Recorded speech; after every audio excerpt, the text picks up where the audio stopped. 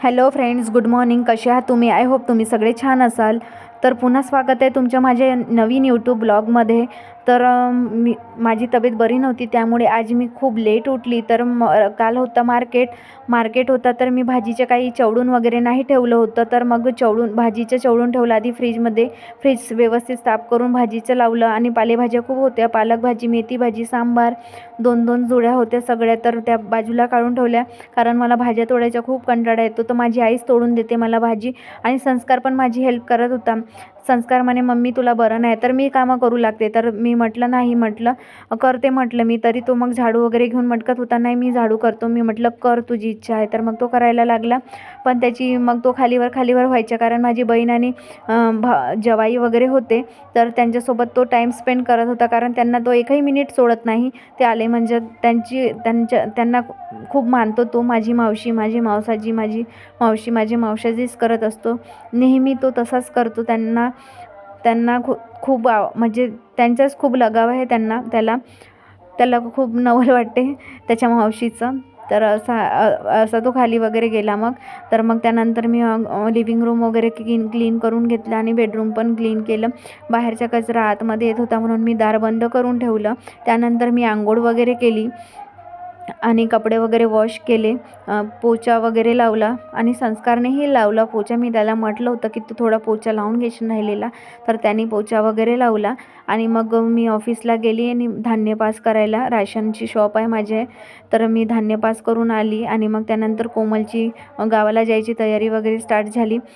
मग तिच्यासाठी चहा वगैरे ठेवला. आणि मग संस्कारचे पप्पा पण आले. त्यांना वॉचचं काही समजत नव्हतं. मी त्यांना गिफ्ट केली आहे वॉच बड्डेला.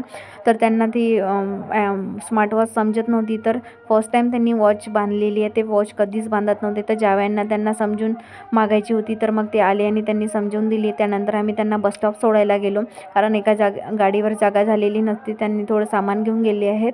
तर मग एका स्कूटीवर मी सोडून दिलं कोमलला आणि जावयांना संस्कारच्या पप्पांनी सोडून दिलं. मग तिला बोरं वगैरे घेऊन दिले संस्कारच्या पप्पांनी. मी म्हटलं आणा हिच्यासाठी काही, तर मग ते घेऊन आले बस सुटायच्या आधी. आणि मग संस्कारला पण इच्छा झाली की मला पण बोरं खायचे आहेत म्हणून. तर मग संस्कारला पण ज्यूस प्यायचा पण होता, तर तो म्हणाला नाही मला बोरं पाहिजे. तर मी म्हटलं तुला ज्यूस पण प्यायची इच्छा होती, तर तू ज्यूस पण पे, बोरं पण घेऊन देते. मग संस्कारचे पप्पा ATMला गेले पैसे काढायसाठी, आणि मी त्याला ज्यूस पाजला. आणि मग ते आले, त्यांनी बोरं वगैरे घेऊन दिले. मग आम्ही घरी आलो. घरी एकदम सुन्न वाटत होतं, उदास वाटत होतं पूर्ण घर. कारण कोणी आपल्याकडे आलं तर आपल्याला त्याची सवय होते, आणि जर गेले तर आपल्याला उदासल्यासारखं वाटते, घर एकदम खाली वाटते. तर म्हणून मग मी खूप वेळपर्यंत एकटीच बसली. संस्कारच्या पप्पांनी आंघोळ वगैरे करून घेतली, कारण ते सकाळी आंघोळ नाही केलेली, तर कंपनीमध्ये गेले तसेच, कारण त्यांनी स्वतःचा टिफिन पण बनवला होता. आणि आंघोळ केली मग त्यांनी. आणि मी म्हटलं सामान वगैरे आणून घ्या, उद्या आपल्याला गावाला जायचे आहे. आमच्या गावाला मंडई आहे. आणि माझ्या सासूबाई पडल्या, तर मी पाहायला पण नाही गेली होती त्यांना बघायला, काही कारणास्तव. तर त्यामुळे आम्ही उद्या जायचं डिसाईड केलं आहे. तर माझी बहीण आणि आईसुद्धा येणार आहे, माझे बाबा वगैरे, तर आम्ही जाणार आहोत उद्याला. तर मी म्हटलं सासूबाईंसाठी काही बनवून घेऊन आपण. तर ते म्हणाले की माझ्या आईच्या तोंडाने चावणं नाही होत, तर तिला आता ते काही खाणार नाही. तर विचारून घेतो की काय खाते म्हणून, स्मूथ ते बनवू आपण, किंवा मग घेऊन जाऊ. तर मी म्हटलं ठीक आहे. तरी पण मी म्हटलं आणून घ्या ना, खाली हाताने जाणं चांगलं नाही वाटत. तर ते म्हणाले बघू. तर मग ते जिमला गेले. आणि मग मी कामं करून घेतली, माझी झाडू वगैरे, भांडी वगैरे होती तर. आणि मग संस्कारला म्हटलं, संस्कार बेटा तू आता अभ्यास कर, कारण त्याचे पेपर आहे 19 तारखेपासून. तर तो म्हणाला ठीक आहे. त्यांनी हातपाय वगैरे धुतले, तयारी केली आणि अभ्यासाला बसला. पण त्याचं मन अभ्यासामध्ये लागत नव्हतं, कारण त्याला कोमलची सवय होऊन गेली आहे, माझ्या बहिणीची. तर मी म्हटलं ठीक आहे, तू तसाच खाली जातो मम्मी म्हणे थोड्या वेळ. तर मी म्हटलं जा. मग तो खाली वगैरे गेला. आणि मग मी स्वयंपाक करायला बसली. भात वगैरे, तांदूळ साफ केलं, भात ठेवला. मग भाजीचं कट करून घेतलं. मी मिक्स व्हेज बनवली, वांगी आलू गोबी ची भाजी बनवली. आणि पीठ वगैरे मळून घेतलं, कारण लवकर स्वयंपाक याच्यासाठी करायचा होता, कारण माझ्या बचत गटाची मीटिंग होती. तर मीटिंग माझ्याकडेच असते दर महिन्याला, कारण मी अध्यक्ष आहे. तर माझ्याकडेच येतात, कारण आमच्या गटातल्या बाया म्हणजे त्यांना मान्य नसतं त्यांच्याकडे मीटिंग वगैरे ठेवायला, त्या भीतात. तर अशासाठी मी लवकर स्वयंपाक करून घेतल्यानंतर पोळी वगैरे पण करून घेतल्या पटापट. आणि पोळ्या करून झाल्यानंतर गॅसवट्टा वगैरे क्लीन करून घेतला आणि संस्कारला आवाज दिला मग की नाही संस्कार तू आता अभ्यास कर बरं, तुझ्या थोडा तरी मन लावून अभ्यास कर बेटा, अभ्यास नाही करशील तर कसं पेपर सॉल्व करशील तू.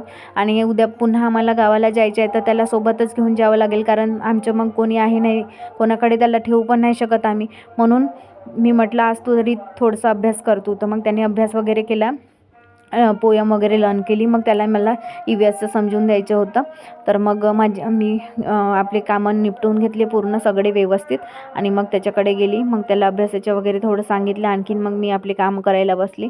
मग बघत होती मी बाया वगैरे आल्या की नाही आल्या म्हणून गटाच्या, कारण मी लाईट बंद करून ठेवलेला होता बाहेरच्या. मग लाईट वगैरे स्टार्ट केला, ऑन केला मी लाईट वगैरे, कारण मग बायांना दिसत नाही, कोणाची लहान मुलंच येतात तर म्हणून लाईट वगैरे. आणि मग गलीचा वगैरे पण टाकला, कारण फरशी खूप थंडी असते तर आम्ही बाया खालीच बसतो.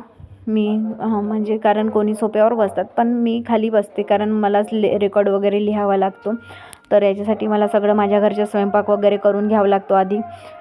तर अशा प्रकारे माझे कामं होतात. सायंकाळचा स्वयंपाक अशा प्रकारे करते मी, रोजच करते.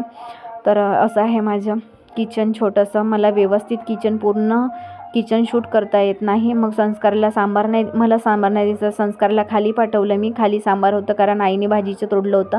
तर संस्कारने सांबार आणून दिला, मी कट केला आणि भाजीमध्ये टाकला चिरून, वॉश करून. आणि संस्कार मग पुन्हा अभ्यासाला बसला. मग मी पुन्हा त्याच्याजवळ गेली आणि बसली आणि त्याची पुस्तक घेतली. मग बघत होती. तू म्हटलं लर्न कर, व्यवस्थित लर्न करून लिहून बघ, त्याच्याने तुला डोक्यामध्ये राहील की ह्या क्वेश्चनचे आन्सर असंच आहे म्हणून. म्हणजे आपल्याला सवय होऊन जाते त्या क्वेश्चनच्या आन्सरची. आणि त्यानंतर मग मी त्याला मधामधात क्वेश्चन पण विचारत होती की याला किती येते हे मला बघायचं होतं. तर अशा प्रकारे मी त्याची टेस्टही घेत होती. तर तो आन्सर देत होता. त्याने काही चुकीचे आन्सर नाही दिले, पण त्याला क्वेश्चनचे आन्सर नाही सांगता येत, काही काही हार्ड असतात मोठे क्वेश्चन. तर मी त्याला लर्न करायला लावते समजावून सांगून. तर मी समजावून सांगितलं त्याला क्वेश्चनचे आन्सर. तो मला विचारतही होता मम्मी असंच आहे, तो आन्सरही देत होता क्वेश्चनचे.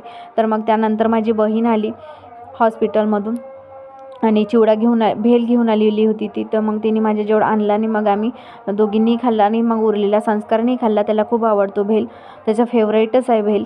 आणि तो बघतच होता की मावशी काय घेऊन आली आणि मला घे म्हणते की नाही घेऊ म्हणत. त्याची खूप एक नजर इकडे आणि एक नजर तिकडे होती, ती खा म्हणेल तेव्हा. ती म्हणत होती मी त्याला देत नाही, चिडवत होती की मी तुला देणार नाही. तो म्हणे नको देऊ, नाही देत. मग तो मला सांगत होता मम्मी बघ नाही मला देत नाही म्हणते. मग मी पण खायला बसली. भेल मला खूप आवडते. ते जो भेल आणतो ते खूपच म्हणजे टेस्टी असतो तो भेल. तर मला पण खूप आवडते. आणि मग टोमॅटो कमी होते तर ती म्हणे थांब म्हणे मी टोमॅटो चिरून आणतो, आंबटच नाही लागत आहे. मग ती किचनमध्ये पण गेली आणि तिने बारीक बारीक टोमॅटो चिरून आणला आणि मग त्याच्यामध्ये ॲड केला. तर हा भेल आहे. व्हिडिओ कसा वाटला तुम्हाला कमेंटमध्ये नक्कीच सांगा आणि चॅनलला लाईक करा, शेअर करा आणि सबस्क्राईब करा. थँक्यू.